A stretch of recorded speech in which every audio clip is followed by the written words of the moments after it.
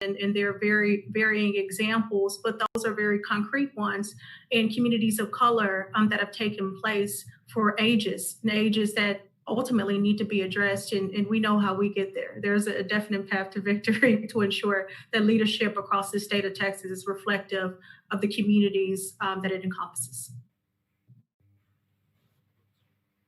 Yeah, and Serita, let me pick up there. I think this issue with the post office, a lot of folks are not understanding how important it is to our rural areas, particularly to areas where Black folks and minorities make up a large proportion of the population and use that regularly. There are people like my grandmother are very suspicious minded because of the history of this country, pays her bills in person, that kind of thing. And so the post office is always there. It's the one thing that has never failed. And so this is a long-term project that the Republicans have built to disenfranchise folks. And I want folks to really know and understand that. And as a part of a group of people who have been on the receiving end of that, we know it and we see it when it's coming. And so having conversations like this and letting folks know that not only is this happening, not only is it widespread, is it more widespread than most people would think, but we have to do something about it.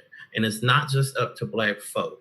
It's up to all of us in this country. We desperately, when we talk about co-conspirators and allies, we have to have them, particularly in rural areas, because they know that if we don't vote, they win.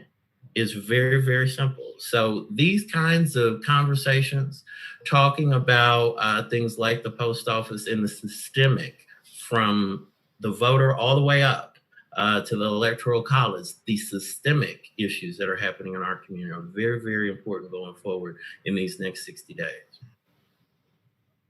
Thank you. I love that you both touched on literally the ways in which we vote can pose barriers to folks, right? If the post office isn't functioning as we expect it to, our rural communities, our folks who maybe traditionally vote by mail, that becomes more difficult. Our folks who are used to having a polling place right down the street, when that polling place closes, now all of a sudden, where do I go? How do I take 40 minutes out of my day to now get to the next polling place, right?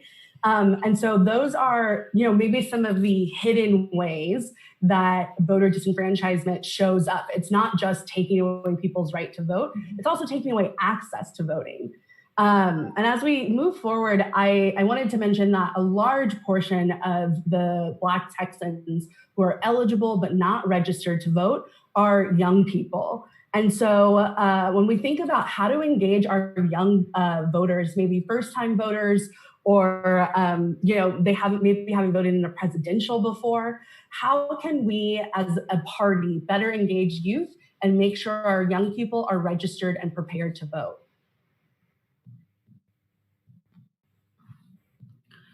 Can I butt in for a second? My understanding, there was just a law change that now when you sign up for your driver's license, you are automatically registered to vote. Has any? Yeah, we actually did get the law change, which is very exciting to try to combat some of this, to make sure that the folks who are eligible are getting their registration and making it as simple and as possible and as accessible. Am I not supposed to speak? Oh, we appreciate the feedback. Thank you. I'm here to participate, and if you don't want me to, I'm going to leave. So it was nice to meet you guys. I have a lot of work to do. I've been working for a year with the Democrats. And folks can let us know thoughts, comments, questions in the chat box. We will be taking audience questions here towards the end. I know we're all on Zoom and it's a lot of moving pieces, but we definitely appreciate audience participation. Just let us know your thoughts in the chat, and we'll be coming to audience questions towards the end of the program. Shekira, I think you were starting. Yes, thank you, Serita. And so as it pertains to young voters, there's various issues that drive young voters to the polls, and we have to connect and identify with those issues. But it first starts with just very fundamental decency of listening.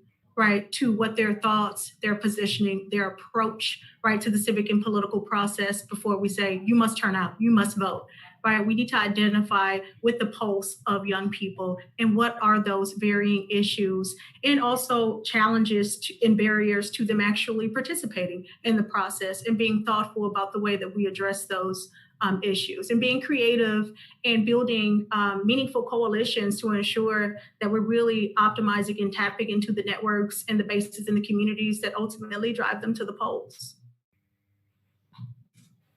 Absolutely, Serita. I want to, particularly about listening.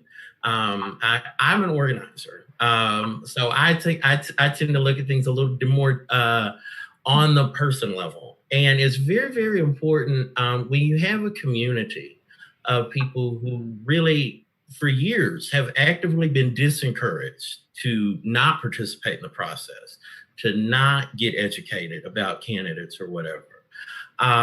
It's very important for you to tell your story. And it's very important for people to listen to that story, not just hear it, but to listen to that story and really find where people are. A lot of times young folks, particularly young Black folks, stay out of the way. They stay out of the places that you would usually look for young folks.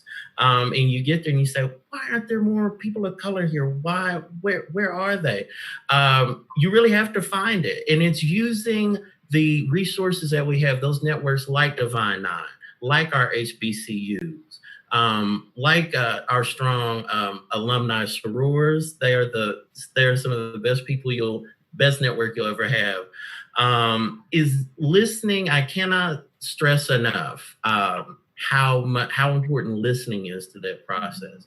And once young folk, particularly young Black folk, listen from someone in a community, or reached out to from someone, they get it and they understand what's on the ballot and what's happening now. They see it with grandma. They see it with auntie. They see it with their uncles. They see it with mama having to work and having to struggle and having to put these things in year after year. They know what side the bread should be buttered on. It's getting those folks to actually participate and trust in what we're trying to do that's very important going forward. Yeah, this idea that voting is a family affair, right? Like, as much as we are all going out and casting our individual ballots, it's also making sure that the people around us. It's really true. I hate to interrupt you, Serita. No, really go for it. Because if you have, we know that it takes at least 21 times to develop a habit. And, we only vote in this country for 2 to 4 years, depending on who's engaged and what race they're engaged in. And so we know it's going to take a lot of effort to get people who have, I cannot stress enough, hundreds of years of literal violence and terror to not participate in this system. And that is not just that happened to those people, it is carried forward in the thread of how we grow up and how we learn to deal. And so it's a habit, and that starts with the family. And if grandmama says it's time to go, you better go, because you know that grandmama mean business. Absolutely. My grandma's still like, she's like, this is what I wear when I go vote. Like, I put on my outfit, I get in the car, there's like a ritual around it, right? And especially when we think about our elders who didn't have the right to vote, like we only have to go 1 or 2 generations back before you find someone that it was illegal for them to vote, right? Which is we could have a whole conversation on just that, right? But so thinking about how we need to make it really a community affair. It's your individual vote that you get to cast the way you want and have power and meaning in that, but it is all in support of our collective selves, right? And so thinking about this idea of us taking care of each other and us showing up for each other, how can folks navigate some of the obstacles, both as an individual and as a community, that they might be facing right now, especially given, we've got a pandemic, civic unrest, political tensions, all kinds of stuff going on? It's incredibly difficult, Serita, I think for, everyone across the board, right? Every day there's a new headline, there's a new issue, there's a new challenge, right? But our resilience and our collective power and influence should serve as just a really meaningful source of energy for us to stay powered through. We've got roughly 60 days until we can change the face of power, across this country and really institute some meaningful change and ultimately turn Texas blue, in which we know what that means for down ballot candidates, and it means for communities of color so much. Right, electing our district attorneys, our county attorneys, right, folks to our bench, our congressional leaders. And so thinking through, right, a lot of what's at stake, and it's incredibly difficult, even in the face of a president who's using his bully pulpit to enforce voter suppression, right? And thinking of the daily things and toils that take place, and even working, on a presidential campaign and in my state, and still feeling the pressure of every day, like knowing that the weight, of that reality is with us daily as we go through our work. And so I think for me, it's making sure that within our spheres of influence, that we're doing everything that we can within our power to encourage folks in our networks to get out and vote, have a plan, right? Get your sample ballots out so you know what's on the ballot when you get there, before you get there, right? Thinking about the precautions and safety measures that you're going to have to take into, accord as you go to vote in person, and thinking of how you're going to talk to grandma and grandpa about having confidence in voting by mail, regardless of what the rhetoric is around them. So there's several layers to it, and we have to stay motivated, and we have to motivate each other, right, all the way through to the finish line. Absolutely. One of the things that's very concerning to me is what's happening with COVID. We know that it is disproportionately affecting Black and Brown folks. And as someone who's a primary caregiver, I don't want to go out and get mama sick. I don't want to bring that back to the house. And so it's a way that we're learning about the world. Through COVID, we're learning how our government works. We're learning what they can do, and we're learning quite a bit about what they can't, or what they say they can't. And so we're learning about local offices, the powers that mayors have, county judges have. We're learning about what our state officials can do.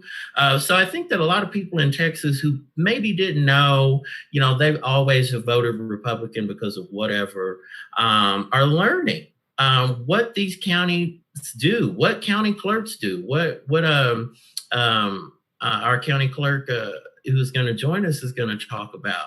They're learning what is going on in these communities. And what they know is we've got to keep the post office open, particularly in rural areas where a lot of our places either have a county chair who can only support a certain number of people, or we have a county party that isn't or is non-existent. And where they have to really do a lot of the finding out who is on the ballot in these kinds of things. What I see coming out of this is a lot of fear, a lot of anxiousness on the part of people. And once you know that you're local county officials, and I encourage people to reach out and to go talk to these people and know what's going on in your specific county. I think then you can carry forward to go talk to members of your community, learn where those polling locations are, learn what is getting people motivated, and most importantly, keep people safe. Keep people safe. This is going to be a big turnout election for a lot of folks. Hopefully we can pull ourselves across the top, maybe not here in Lubbock, but I certainly think across this state. But we have to keep people safe, and we need to let folks know. Democrats want to keep people safe. We want to let people vote. The Republicans don't want to do either. Yes, you both touched upon the importance of those down ballot races. For our folks watching at home, I want to remind everyone that this is one of our first years where we aren't going to have straight ticket voting. So that means every single one of us has to go down the whole ballot and select our candidates, which, Shekira, to your point, know who's on your ballot, get familiar with those names, get familiar with those roles. Stuart, as you were saying, check in with the folks in your community, or maybe it's the community over, to find the resources that you need to feel informed about those decisions. One of the questions that came up from our audience was, how do we make sure that youth feel empowered to participate, to be involved? I think often we hear, well, my vote doesn't matter, or whoever's going to win is going to win anyways. And every single vote matters, right? But also when we think about those down ballot races, they really come down to just a handful of votes. So what are some of the ways that we can kind of move past that mindset? Serita, I think that's a great question. Like I mentioned down ballot races earlier because I just think that they're incredibly important. I've worked in county government here in Harris County and have learned all too well the power, of our local government in this process. And in 2018, we witnessed just a wave of amazing leadership. We elected a wave of African-American women to the criminal and civil court benches. And on the other side of that, we completely changed the political and power structure of county government.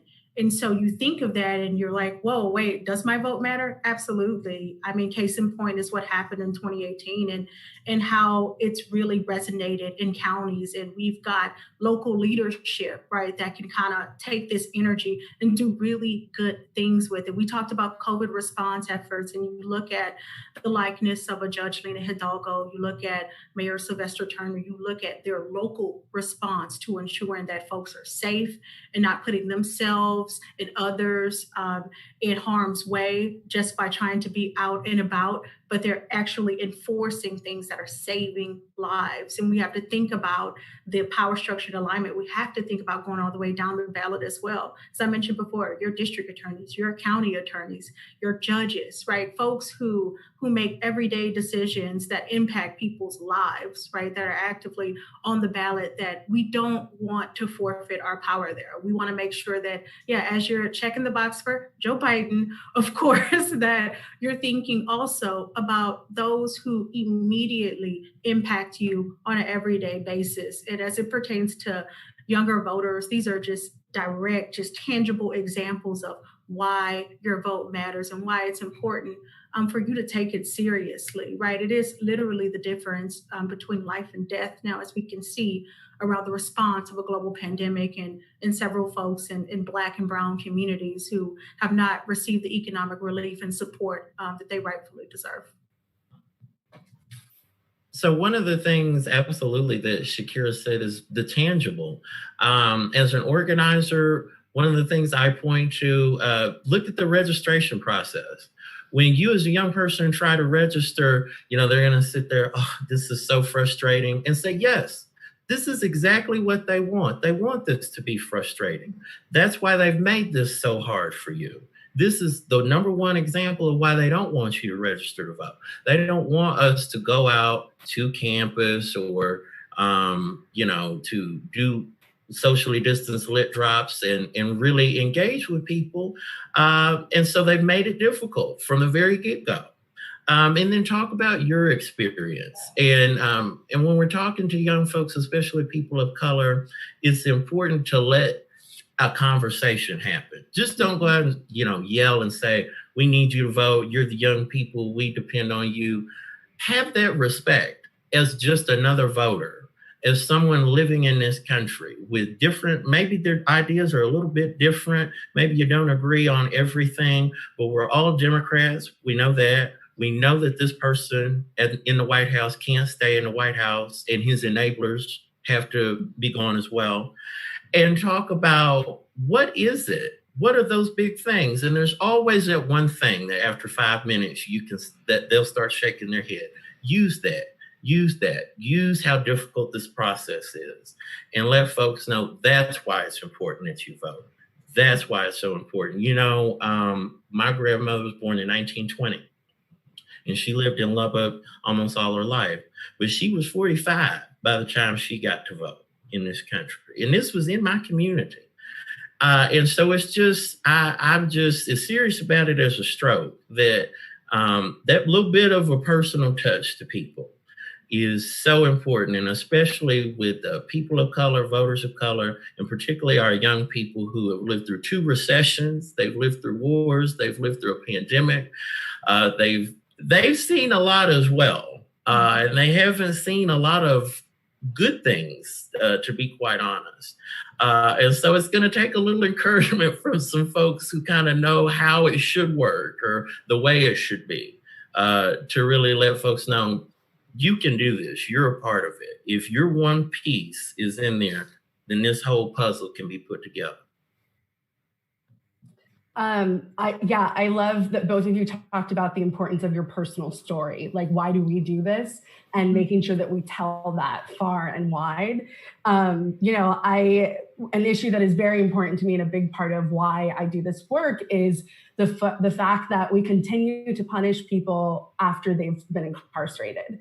That it's not just enough that they were convicted of something, they were incarcerated for something. Now they also don't have the right to vote, which, again, a whole other conversation. But part of this work that we've been doing is really been trying to spread the news of, if you're off papers in Texas, you are eligible to vote.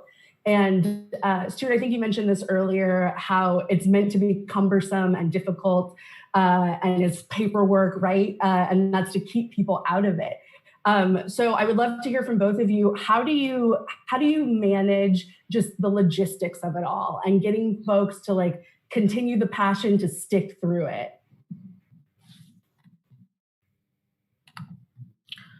I think for me, Serita, it's just always having that can-do attitude, right? Always understanding that it's not going to happen overnight, as Stuart mentioned, right? It's not going to be hey, I engaged you, I know you're turning out, right? This is a daily labor of love, right? Of constant touches. I would organize as a young student leader on the campus of Texas Southern University, and I would be so bummed. I was president of the political science club, right? Something dorky, but I would host these voter registration drives in the foyer area of the student center, and I wouldn't really get much traction. And I'm like, what do I need to do differently? And so I was talking to one of my professors, and he's like, you're going to have to incentivize their participation. I was like, what does that look like? And so I began to talk to some of my other professors. And then eventually I spoke to the dean of the School of Public Affairs, who said, look, how about we talk to the professors collectively, and we allow for them to give extra credit to any student in the School of Public Affairs, register to vote in the foyer area. And then we collect this information, we keep up with them, and we make sure that they're mobilized to vote. And so identifying more creative and meaningful ways to engage, and knowing, right, who you're talking to and the issues that motivate and drive them, and knowing that you have to have appropriate tools and you have to be thoughtful about your approach. And I couldn't just be sitting there clipboarding, right, and just oh, nobody came, now I give up. Right? No, I need to go figure out what's the most effective and meaningful way to achieve my intended goal. And that is to register students to vote, to show up. I think that we have to be consistent, because a lot of times that adds to apathy as well, right? You're in someone's community one day and the next day you're not, right? So it's very transactional in nature. It's oh, well, they were here and now they're gone, right? And so ultimately that consistency, goes a long way. And for me, just again, having that can-do attitude, understanding that it's not going to happen overnight, and committing to be in this for the long haul, because it truly is a marathon and not a sprint. She is 100% right. I've been doing this for 10 years now. And I have a little bit of humility, but I don't have any pride left. If I've got to put on a suit or go stand out somewhere and yell, because it's really that important. And it's like she said, it's a marathon. It's going to be tough. And sometimes,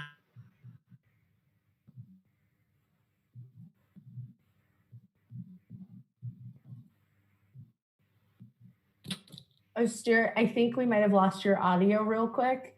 I can tell you're saying something really important and really great. You're so passionate. Did y'all lose me? There we go. You're back. Okay, I'm back.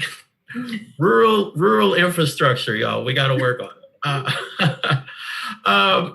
But Shekira really said it all. I just wanted to say that it is very difficult even to register someone. So think about the time of off paper. It's hard. It's hard, but those people deserve to vote. Mm-hmm. And if you are dedicated, really, and that's the thing you got to ask yourself, Do you want to be a part of a democracy or what we have now?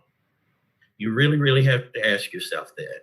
And if you can ask yourself that, you say yes. It may be tough, and there may be times when you go home and you say, "Oh Lord, what did I sign up for?" But you'll know when you get that first person off paper who for 20 years said, "I can't participate, I don't have a voice." You can help that person give their voice back in democracy. And I don't think there's anything better than that feeling, personally. Absolutely. And, there's something that is so exciting about getting to see someone engage in a system that is inherently designed to not work for them, that is inherently designed to not be for them. And so I think for those of us that work in this field, like that's the fuel that keeps us going. Because like you said, Shekira, it's a marathon, not a sprint. And that is for all parties involved. You both mentioned the need to get creative, to get folks out there, to get folks engaged and just involved in the process. And we had a question from the audience, which I think is really important, of how can we reach folks, especially young folks, right now in a pandemic where we can't be in the foyer posted up with our clipboard. What are some of the creative solutions y'all have found?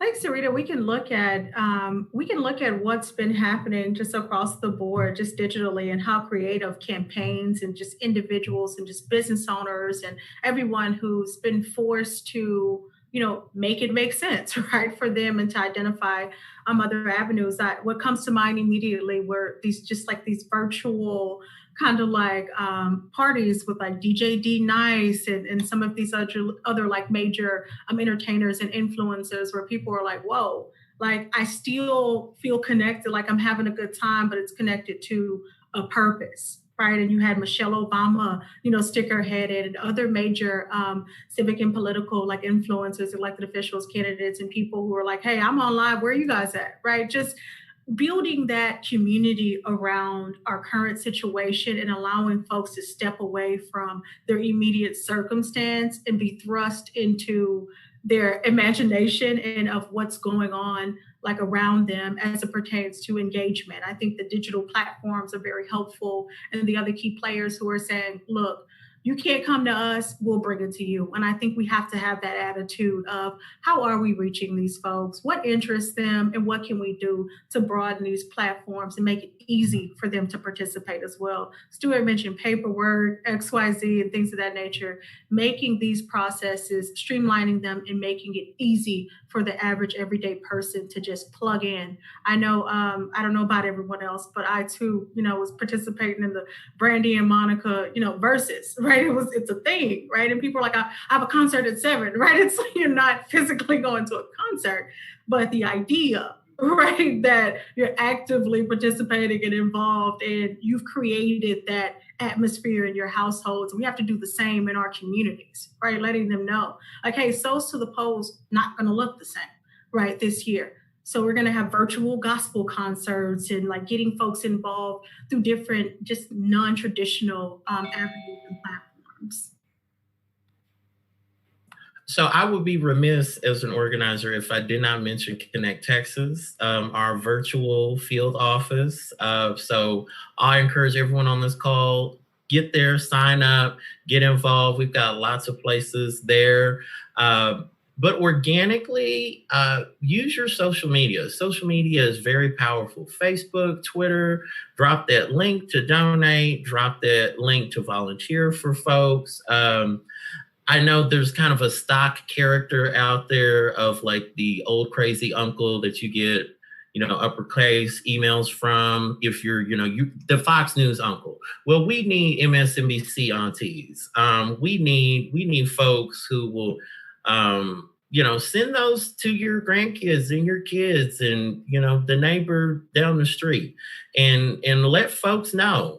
This is an important election. I know every time we hear this is the most important election of your life, but I think we can all safely say that this is the one. And you can never reach enough people.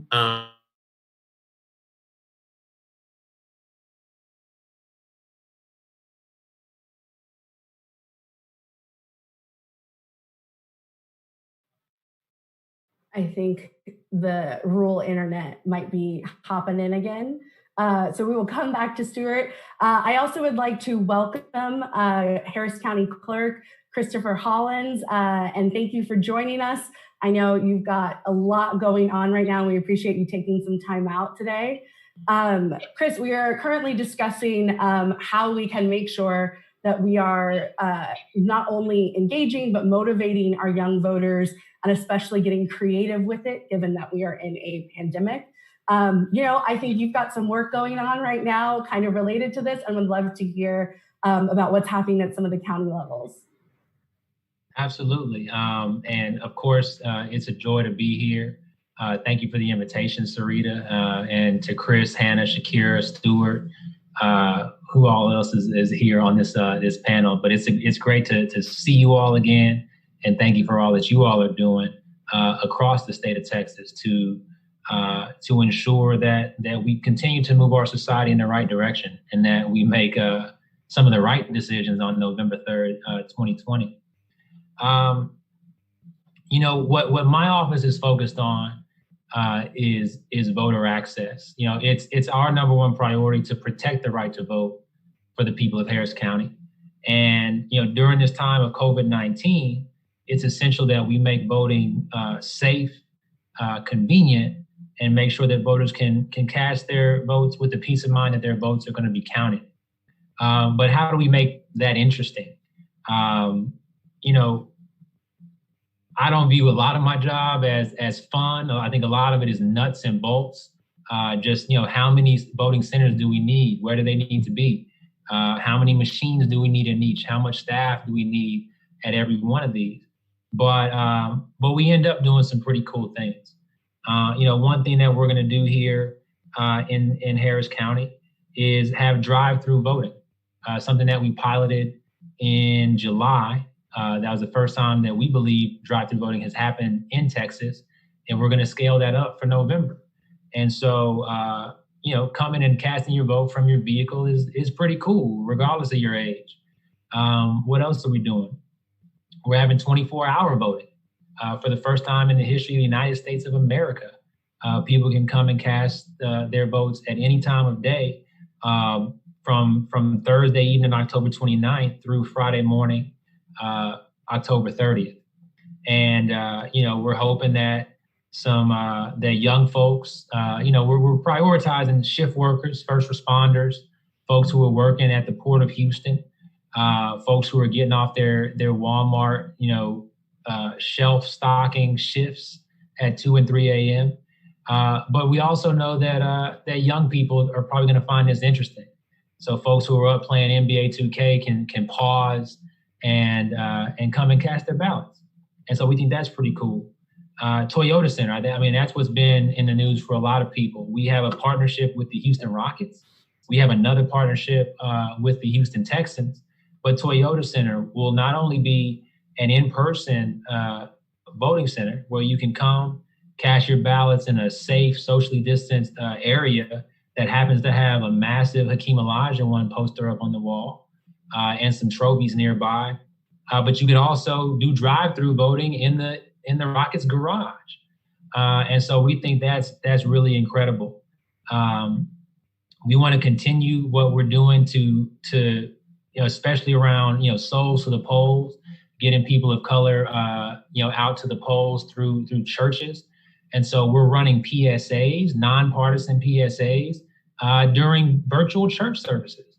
And we're excited that so many places of worship, not only, churches, but mosques, temples, synagogues, etc., are going to be running those PSAs, but also getting involved in the process. And so, you should be very soon seeing some Harris County Clerk PSAs featuring Bun B. We might get a few other folks involved, but we're doing what we can to try and, touch folks across the board, particularly young people. But I know a lot of that's going to be up to y'all. As someone originally from Houston, like my folks are from Madden Lane, Texas folks, we love to talk about the fact that we're from Texas. Houston folks, like, this is why we always have to go one above and beyond to talk about the fact that we're from Houston, because there's always big, incredible, innovative stuff like this that's happening. To have 24-hour voting, to have an entire stadium, right? Places that people are used to engaging with and haven't been able to because of the pandemic, and have never been able to in this way, accessible for folks. I think as part of those creative organizing of how we make sure that in spite of it all, folks are still able to do what they need to do by November 3rd. We had a question from the audience that I think is really interesting. We know our electoral college what is founded on ultimately racist ideology, right? And 2016 was maybe the first time that we really saw how it can discredit what that individual one-to-one voter vote means. And so one of the questions was, how can we, and part of making sure that the whole family turns out, all of that, how can we have that conversation with folks to navigate, like, yes, there's this bigger entity, the Electoral College, but like, this is why maybe your individual vote matters.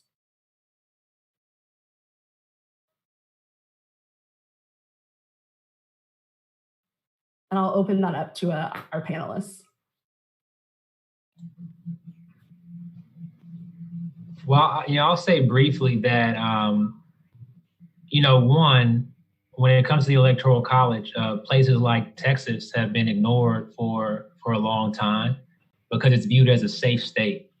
And so safe states on both sides of the aisle, viewed as red or blue, tend to get ignored and deprioritized because we say, well, those votes are spoken for. Those are we can put them in the bank.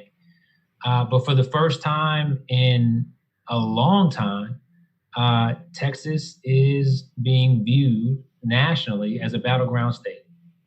And that's why we see folks like Shekira here. Shekira was going to be here regardless, to be clear, but she's in the role that she's in because national leadership sees that there's an opportunity here.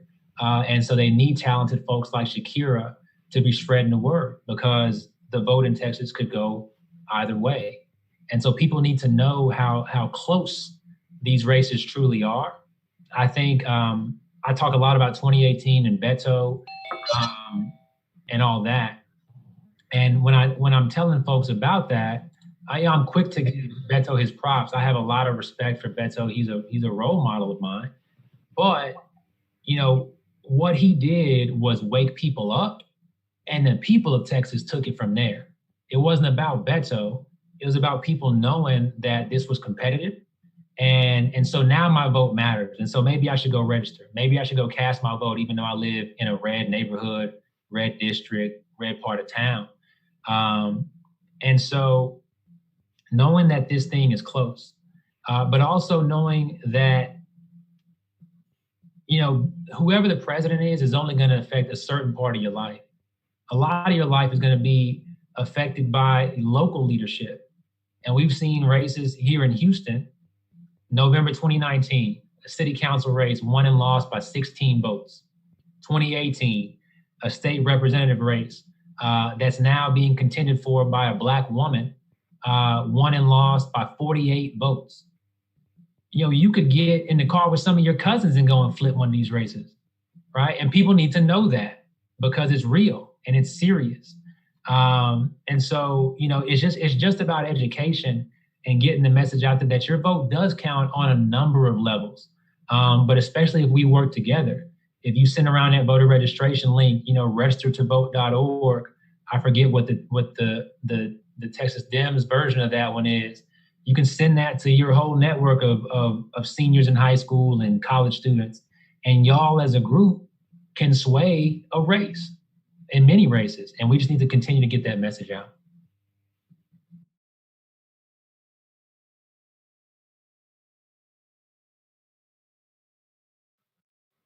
Thank you, Chris. I don't know if Stuart or Shekira, if you guys had anything you wanted to add.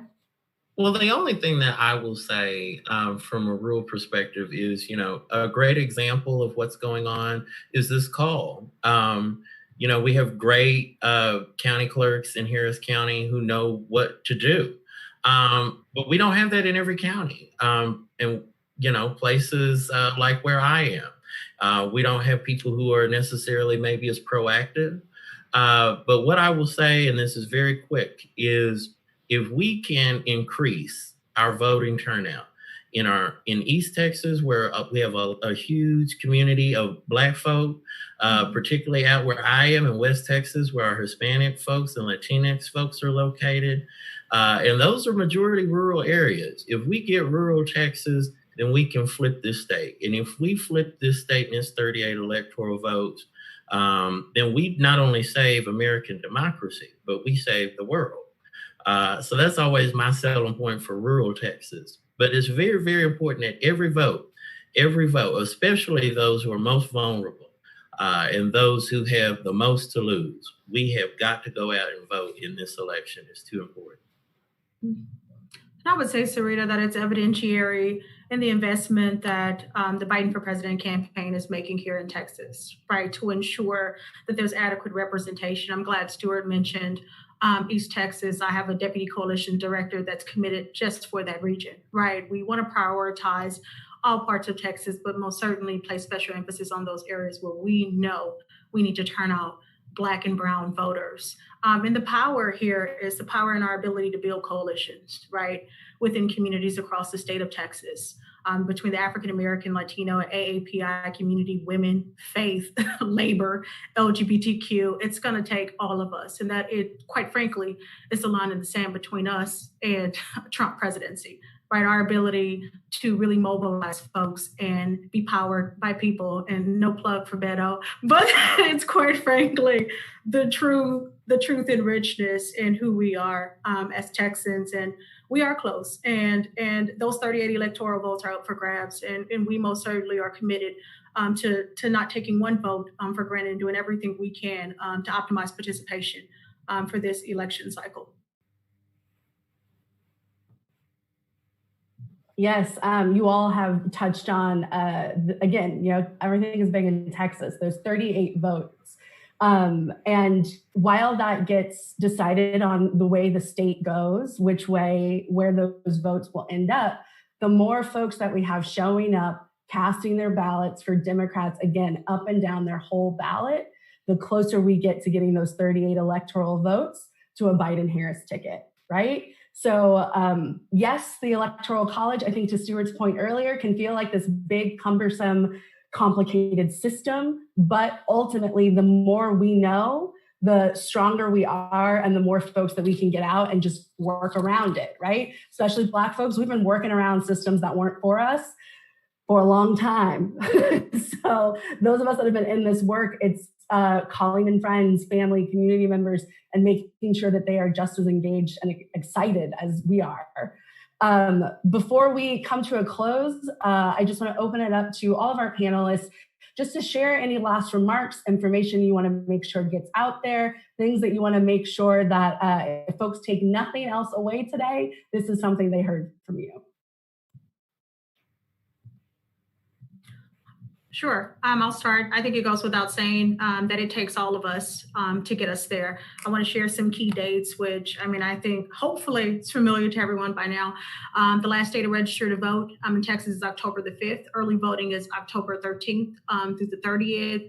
We don't want to leave one vote on the table. You need to make a plan to vote. As I mentioned earlier, get that sample ballot, right? Get familiar with it, spend some time with it, right? The worst thing we can do is to show up and be uninformed and ill-informed voters. We want to make sure that we're voting up and down the ballot, as Serita mentioned earlier, right?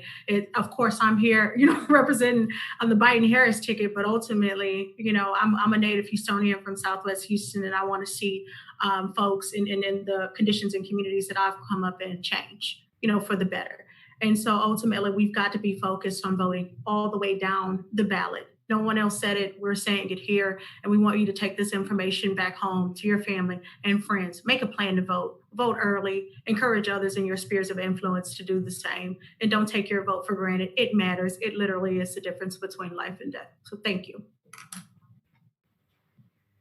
Yeah, I just want to take this opportunity. Thank you for having me. Thank you for letting me be here. Living in Lubbock, I know how important this is. Participating in your democracy is very important. We've got to have every vote. And we really are on the edge of something very historical without the person who is currently the occupant of the White House. Texas is really moving in a new direction. And I'm just so terribly excited that you're all here and about it, and we can make it happen this time. I'm 30 years old. I've lived in Lubbock my entire life. And, I haven't had a lot of statewide leadership or elected officials to look to who are on our side. And we have that moment. And that's what this moment is. And so I'm just terribly interested in making sure that any person who can get registered to vote, any person who is ready for a change in this government, we can all be represented. We can do it through this election, through people power. That's what our country is based on first and foremost. And I think that we're on the way. So join Connect Texas, drop those links, and let's get to volunteering. It's too terribly important. And thank you, Serita, for having me.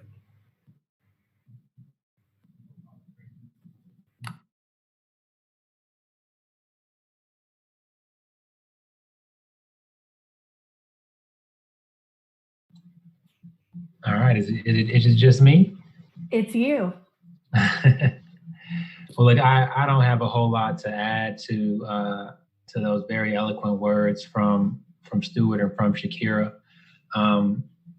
We do have to vote like our lives depend on it.